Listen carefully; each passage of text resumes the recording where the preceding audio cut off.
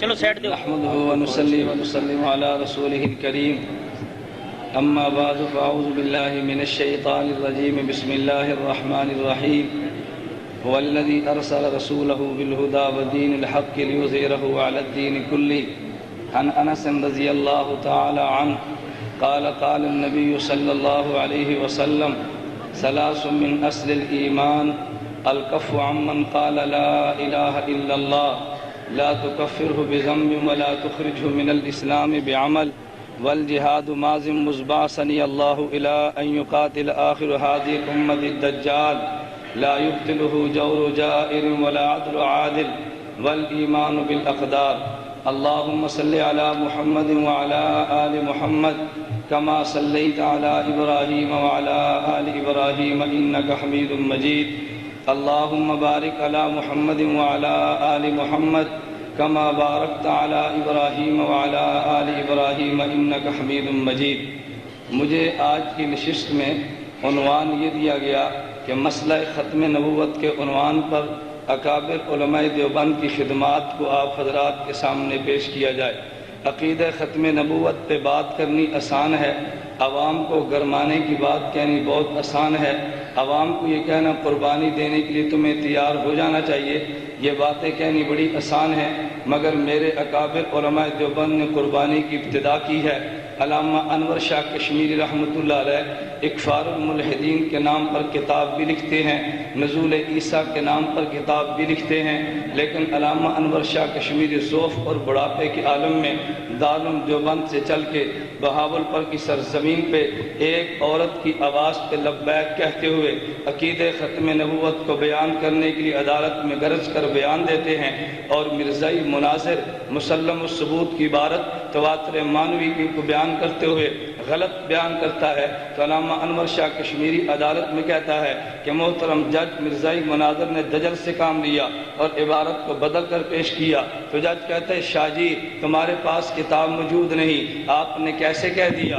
علامہ انور شاہ کشمیری کہتا ہے میں نے آج سے 36 سال قبل اس کتاب کا مطالعہ کیا تھا، اگر بات میری غلط ہو میں شکست لکھ دوں گا.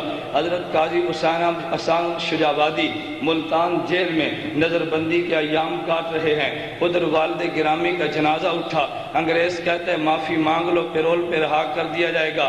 احسان احمد شجابادی کہتا ہے والد کے جنازے میں شرکت نہ کرنا مجھے گوارا ہے، مگر پیغمبر کی خاطر جیل سے نکل جاؤں مجھے گوارا نہیں ہے. ادھر حضرت مولانا محمد علی جلندری نور اللہ مرقدہ ملتان میں 1956 میں جیل کاٹ رہے ہیں. حضرت کے بڑے بھائی حاجی صاحب کا انتقال ہوا، حضرت جیل سے باہر نہیں آئے. پھر ایک وقت آیا حضرت کے بھائی حاجی اسماعیل کا جنازہ اٹھا، پیرول پہ باہر رہا کیا گیا.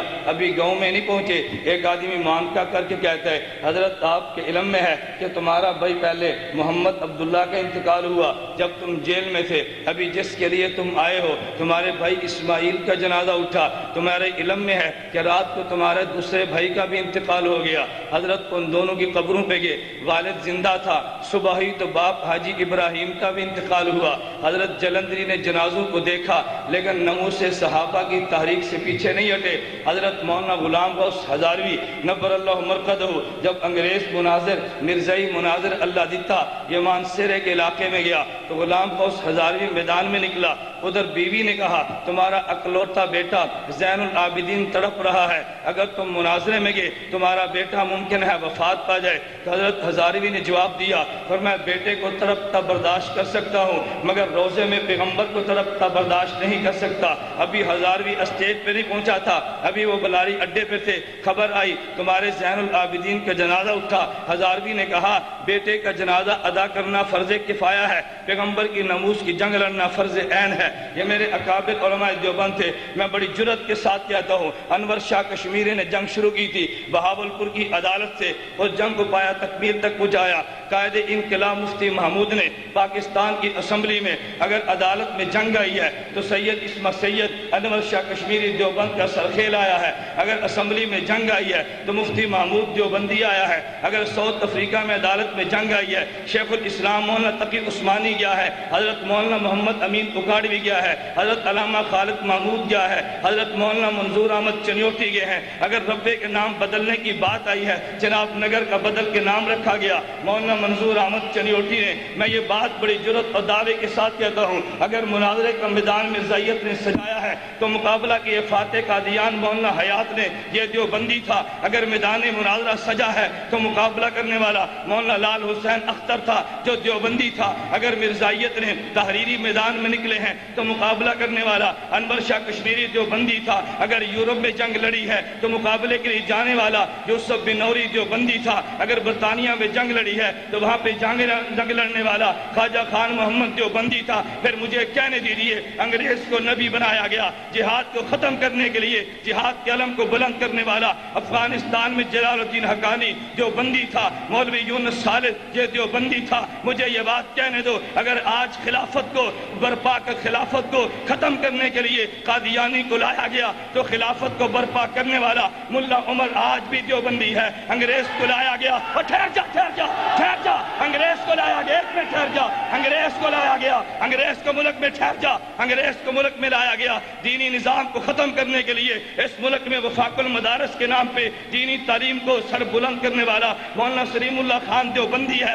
اگر مساجد کو مٹانے کے لیے یہاں پہ انگریز قادیانی کو کھڑا کیا گیا، لال مسجد پہ قربانی دینے والا قاضی عبدالرشید دیوبندی ہے۔ اگر ناموس صحابہ کو مٹانے کے لیے ٹھہر جا، اگر ناموس صحابہ کو مٹانے کے لیے انگریز کو اپنے پودے کھڑے کرنے پہلے ناموس صحابہ کی جنگ لڑنے والا عبدالستار توسوی دیوبندی ہے، امیر عظیمت مولانا حق نواز دیوبندی ہے۔ میں کہنا یہ چاہتا ہوں ہر محاذ پہ علماء دیوبند نے جنگ لڑی ہے، پرویز مشرف بھی سنے، اس کی ذریت بھی سنے، بش بھی سنے، ہم نے ہر محاذ پہ جنگ لڑی ہے۔ اگر تم نے جنگ چھیڑی ہم تمہیں اپنے اکابر علماء دیوبند کے نقش قدم پہ چلتے ہوئے جنگ لڑنے کا حق ادا کر دیں گے۔ اگر اس سرزمین پہ تم نے انگریز کے پودے کو 100 سالہ جشن منانے کی اجازت دی تو میرے اللہ نے چاہا اور جشن کو تہس نہس کر دیا جائے گا۔ اگر تم نے اجازت دی تمہاری حکومت میں نیک ٹھوک دیے جائیں گے۔ اگر تم نے اجازت دی جہاد کے علم کو پاکستان میں سر بلند کر دیا جائے گا۔ حد ہوتی ہے مسلط کی، حد ہوتی ہے حکمت بھی۔ میں اپنے اکابر کی موجودگی میں کہتا ہوں اگر ہر محاذ میں علماء دیوبند نے جنگ لڑی ہے پھر مجھے کہنے دیجیے یہ ختم نبوت کا سہرا اکابر علماء دیوبند کے سر پہ ہے، ناموس صحابہ کا سہرا اکابر علماء دیوبند پہ ہے، ارے سیاست کا سہرا اکابر علماء دیوبند کے سر پہ ہے، جہاد کا سہرا اکابر علماء دیوبند کے سر پہ ہے۔ آج ہمیں بھی چاہیے عزم کر لیں ہم ختم نبوت کے لیے جنگ لڑیں گے، ناموس صحابہ کے لیے جنگ لڑیں گے، مدارس کی جنگ ہم لڑیں گے، مساجد کی جنگ لڑیں گے، طاغوت کے خلاف جنگ لڑیں گے، علم جہاد کو بلند کرتے ہوئے خلافت کا پرچم لہرا کے قادیانیت کی قبر پہ ایک مرتبہ نہیں کروڑ بار لعنت بھیجیں گے۔